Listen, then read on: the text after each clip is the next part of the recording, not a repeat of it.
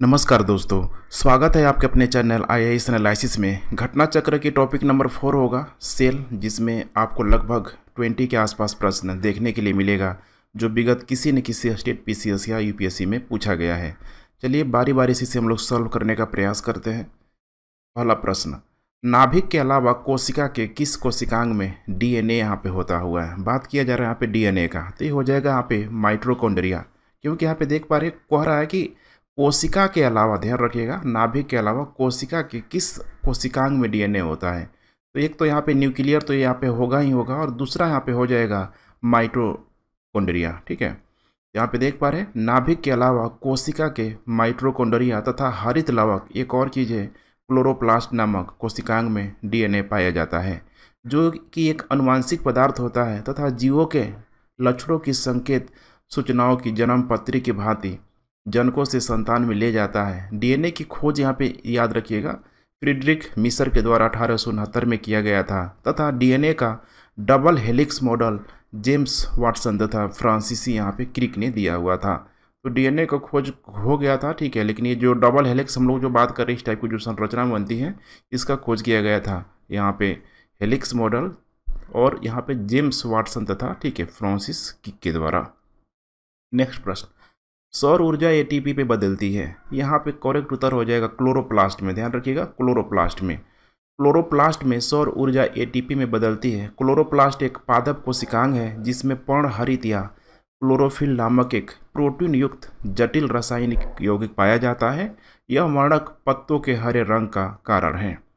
Next प्रश्न, निम्नलिखित में से कौन सा कथन यहाँ पे सही है। कह रहा है कि प्रायश लघुतम स्वजीवी यहाँ पे कोशिकाएं हैं। तो यहाँ पे कह रहा है सही नहीं है, सही नहीं है। माइकोप्लाज्मा की कोशिका भित्ति एमिनो शर्करा की यहाँ पे बनी होती है, तो यहाँ पे एमिनो शर्करा की ये यहाँ पे नहीं बनी होती है, ध्यान रखिएगा। तीसरे नंबर पे विषाणु सम एकल तंतु आरएनए तथा अणु से बने होते हैं। ये यहाँ पे करेक्ट उत्तर हो जाएगा सी। देख पा रहे हैं यहाँ पे पादप जो विषाणु है अविकल्पी परजीवी होते हैं जो सिर्फ पोषी कोशिकाओं के अंदर ही वृद्धि एवं प्रजनन करते हैं। इनमें केवल एक प्रकार का न्यूक्लिक अम्ल अर्थात डीएनए या आरएनए पाया जाता है जो कि द्विवलयक डबल स्टैंडर्ड या एक वलक अर्थात सिंगल स्टैंडर्ड में यहाँ पे होता है। न्यूक्लिक अम्ल एक प्रोटीन आवरण द्वारा घिरी होता है, इसीलिए बाकी जो विकल्प जो दिया गया है ये सही नहीं होगा।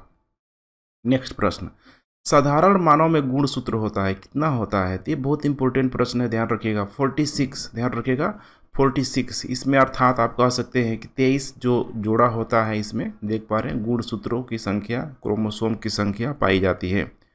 पुरुषों में देख पा रहे हैं यहाँ पे 44 प्लस XY, जबकि स्त्रियों में 44 प्लस XX गुणसूत्र होते हैं।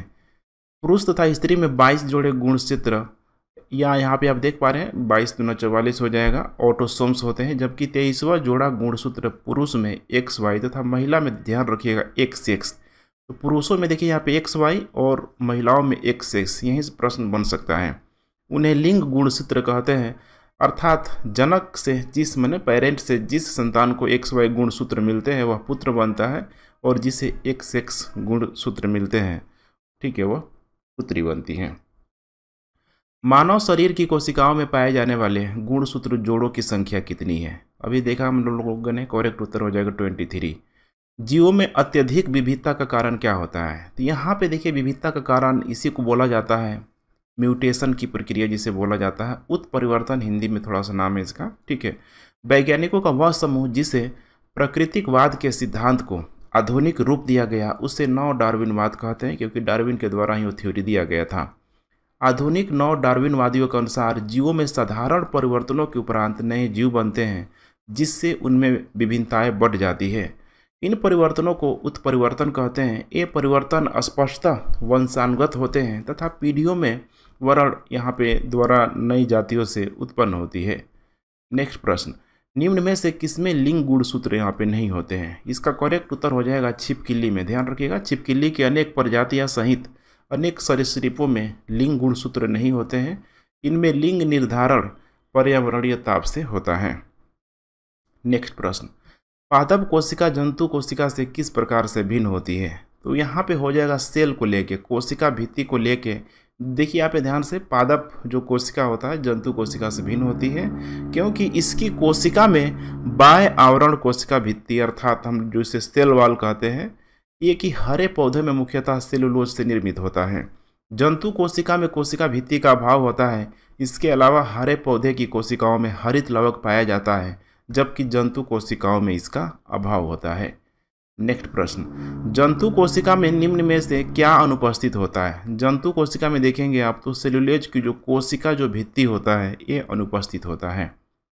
जैव कोशिका का कौन सा भाग पावर हाउस कहलाता है? मोस्ट इंपोर्टेंट क्वेश्चन है, बहुत बार एग्जाम इसको पूछा जाता है और आपको में भी पता भी होगा। माइटोकॉन्ड्रिया। माइटोकॉन्ड्रिया जीवाणु एवं नील हरित शैवाल को छोड़कर से सभी सजीव पादप एवं जंतु कोशिकाओं में पाए जाते हैं। श्वसन की क्रिया प्रत्येक जीवित कोशिका के कोशिका द्रव्य एवं माइटोकॉन्ड्रिया में संपन्न होता है। श्वसन संबंधी प्रारंभिक क्रियाएं कोशिका द्रव में होती है तथा शेष क्रियाएं माइटोकॉन्ड्रिया में होती है। क्योंकि क्रिया के अंतिम चरण में ही अधिकांश ऊर्जा उत्पन्न होती है, इसीलिए माइटोकॉन्ड्रिया को कोशिका का श्वसनांग या इसे पावर हाउस भी बोला जाता है। नेक्स्ट प्रश्न, निम्न में से किस कोशिकांग को कोशिका का पावर हाउस कहते हैं? इसको बोला जाता है माइटोकॉन्ड्रिया को। ध्यान रखिएगा, माइटोकॉन्ड्रिया को कोशिका का शक्ति स्रोत होता है। क्या होता है? करेक्ट उत्तर हो जाएगा माइटोकॉन्ड्रिया। प्लाज्मा झिल्ली बनी होती है, किससे बनी होती है? तो यहाँ पे ध्यान रखिएगा, प्लाज्मा जो झिल्ली है प्रोटीन से भी बनी होती है और लिपिड से भी बनी होती है, अर्थात करेक्ट उत्तर हो जाएगा डी। प्लाज्मा झिल्ली या कोशिका झिल्ली एक अर्ध पारगम्य सजीव झिल्ली है, ध्यान रखिएगा, ठीक है। इसको सेमी परमेबल मेम्ब्रेन भी बोला जाता है, जो प्रत्येक सजीव कोशिका के जीव द्रव को घेर कर रखती है। रॉबर्टसन अर्थात 1959 में इसके द्वारा प्रस्तुत अवधारणा के अनुसार कोशिका झिल्ली की बाहरी एवं भीतरी परतें प्रोटीन द्वारा तथा मध्य वाली परत का निर्माण लिपिड द्वारा होता है। वर्तमान में कोशिका झिल्ली की संरचना से संबंधित सिंगर एवं निकोलसन अर्थात 1972 में यहाँ पे लाया गया था, यहाँ पे सर्वाधिक प्रतिपादित जो मान्य है। इसके अनुसार कोशिका झिल्ली में फॉस्फोलिपिड की 2 परतें होती है जिनके बीच में कुछ प्रोटीन होती है। नेक्स्ट प्रश्न, प्रोटीन संश्लेषण में निम्न कोशिकांगों में से किनकी भूमिका सबसे महत्वपूर्ण होती है? इसमें करेक्ट उत्तर हो जाएगा अंतःद्रव्यीय जालिका और यहाँ पे हो जाएगा राइबोसोम। देख पा रहे हैं यहाँ पे कोशिका में प्रोटीन संश्लेषण में अंतःद्रव्यीय जालिका और राइबोसोम की भूमिका सर्वाधिक महत्वपूर्ण होती है। एक अंतःद्रव्यीय जालिका की कला से राइबोसोम लगे रहते हैं तथा ये राइबोसोम प्रोटीन संश्लेषण के निर्माण स्थल होते हैं।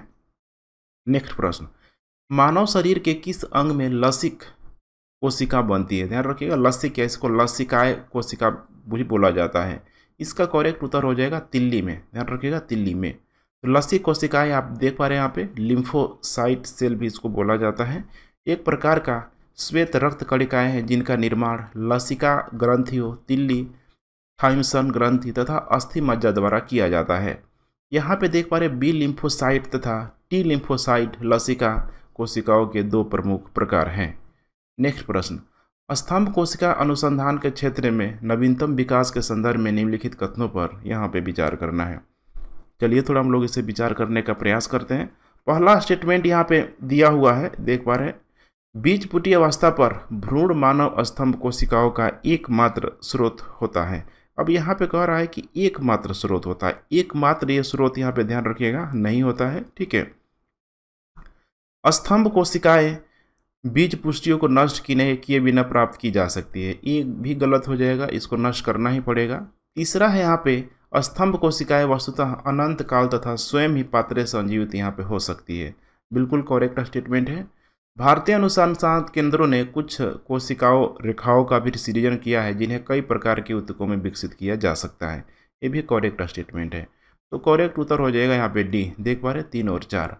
स्तनधारियों में मोटे तौर पर 2 प्रकार की कोशिकाएं पाई जाती है। पहला है यहाँ पे भ्रूणीय स्तंभ कोशिका, दूसरा है यहाँ पे वयस्क स्तंभ कोशिका।